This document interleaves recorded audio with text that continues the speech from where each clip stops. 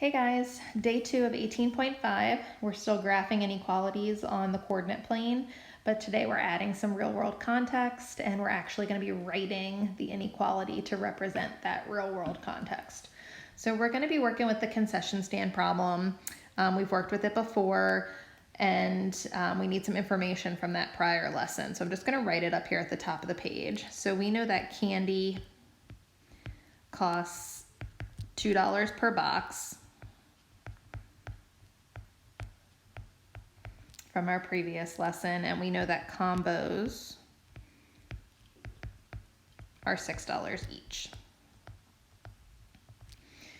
Okay, and then we had some unknowns, and we gave our unknowns some variables here. So we said that X was going to equal the number of boxes of candy.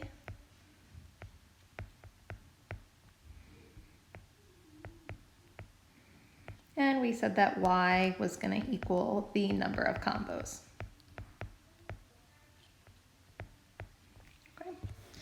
So we're going to go ahead and write some expressions and inequalities here.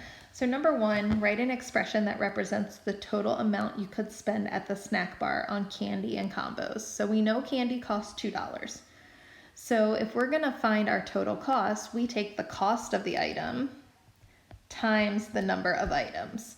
So $2 for each box of candy, and we used X to represent the number of boxes of candy. So 2X, 2 times X, would give us the total amount of money we spend on candy.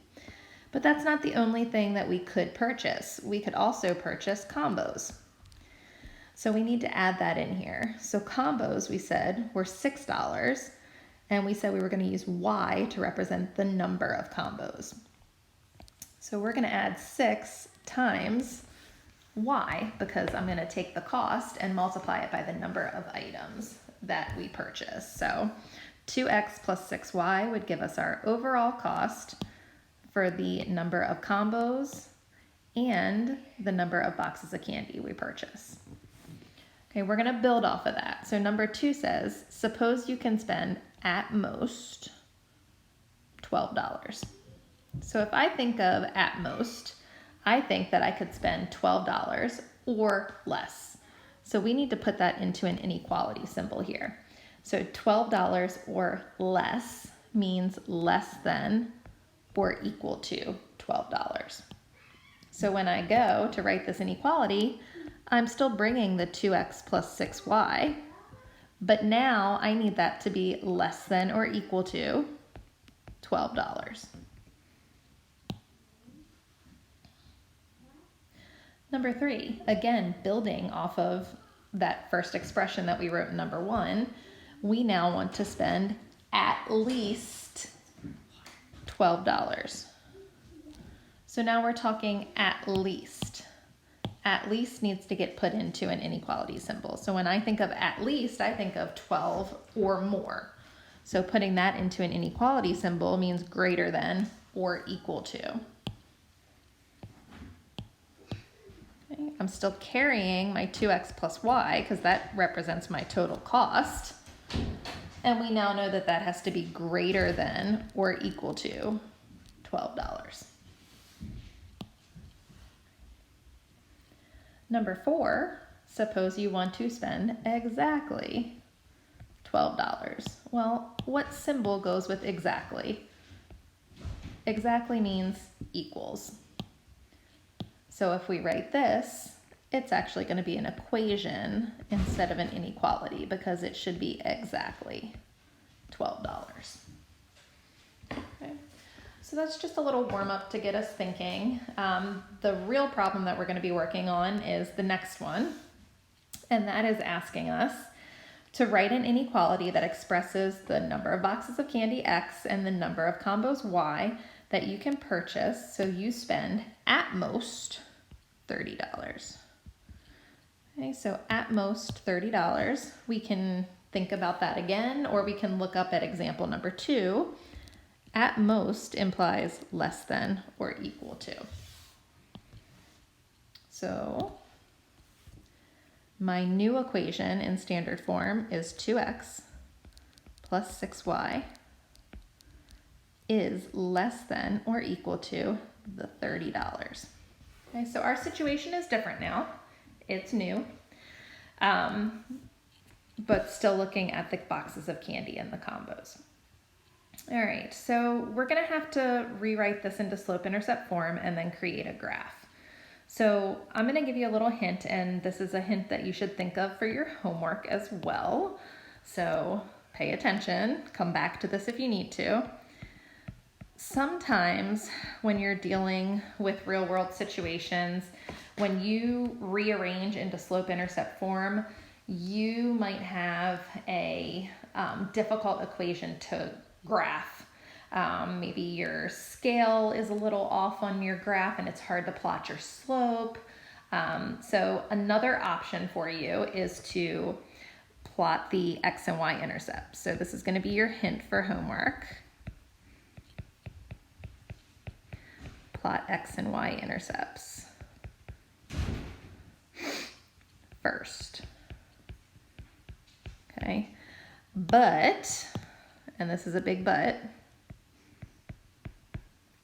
you still have to, or you still must rearrange into y equals mx plus b so that you know where to shade.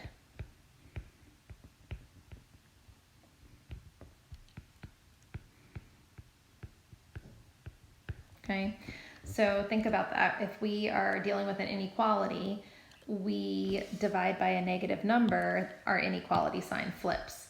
So while you can get the line by finding the x and y intercepts, you still want to double check your slope-intercept form to make sure you're shading in the right region. So we'll go through both. So this is review here. If I wanted to find my x-intercept, I'm going to start with my equation.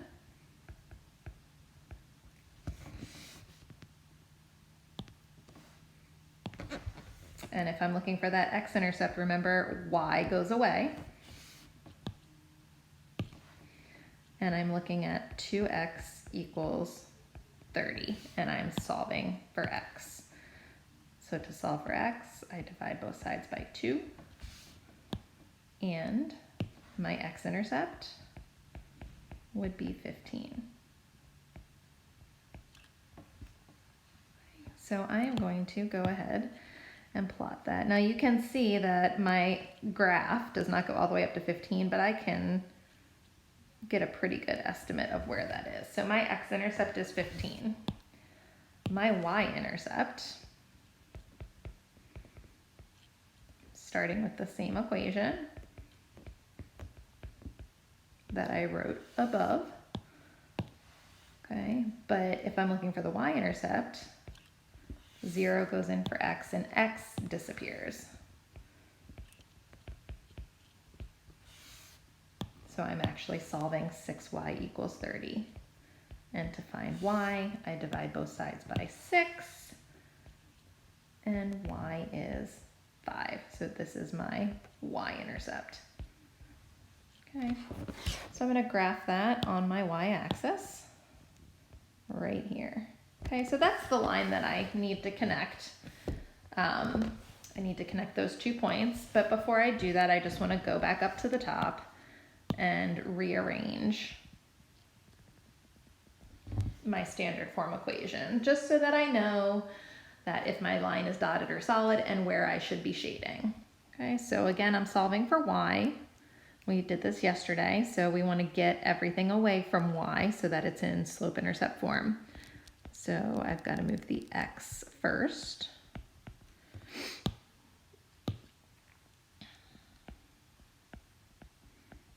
So 6y is less than or equal to negative 2x plus 30. And my last step is to divide everything by 6. Okay, now in this case, dividing by 6 did not flip the inequality sign, but you need to make sure that you check every time. So I'm left with y is less than or equal to negative 2 divided by 6. That simplifies to negative 1/3. And 30 divided by 6 is 5. So our inequality in slope-intercept form is y is less than or equal to negative 1/3 x plus 5. Okay. And you can see that that echoes what we have down here, that our y-intercept is 5. Okay, so y-intercept is already plotted. If you were going to graph it using this, the negative 1/3 would tell you to fall 1 and run 3. So if I do that, fall 1, run 3, fall 1, run 3, you can see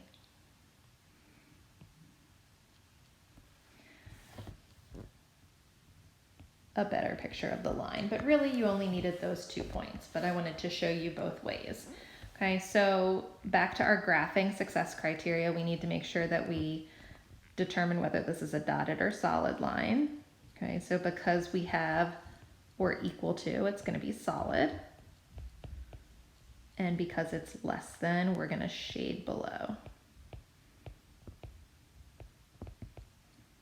Okay, so I'm going to try to get a solid line in here, as accurate as I can. It's pretty good. And then I want to shade below. Now, because we're talking about boxes of candy and combos, I am only going to shade in this first quadrant. The reason I'm only shading in this first quadrant is because we can't have a negative number of combos and we can't have a negative number of boxes of candy. It just doesn't make sense in the context of our problem. So this is going to be our shaded region where our solutions are. And I'm even going to go ahead and I'm going to write on my y, I'm going to write number of combos on my y-axis. And I'm going to write boxes of candy on my x-axis. Just because when I go to answer the next question, it's going to be very helpful to me to know what x and y represent. Okay, so use the graph to find 2 possible combinations of candy and combos that would keep your bill under $30. So because we have a solid line, literally any point on this line would work, and anything in the shaded region would work. Okay, keep in mind, we have context now. We are talking about number of combos and number of boxes of candy. So we should only have positive whole numbers as solutions. So I'm just going to pick the 0.22. And 6.1. You could pick anything you wanted to, as long as it was in the shaded region or on the dotted line. Okay, and then you're just being asked to put it under or into a complete sentence. So 2x and 2 for y means I have 2 boxes of candy and 2 combos, cost less than $30. So there's your complete sentence for the 0.22. Now I'm going to look at the 0.61. So 6 is my x value, so that represents boxes of candy. So 6 boxes of candy. And 1 combo cost less than $30. Okay, and there you go. There's day 2 of 18.5. So like I said, use this to help you with your homework. I am going to strongly recommend that you follow this lovely hint on using your x and y intercepts on your homework, because your scale on your graph is going to be a little bit more complex than this problem. So make sure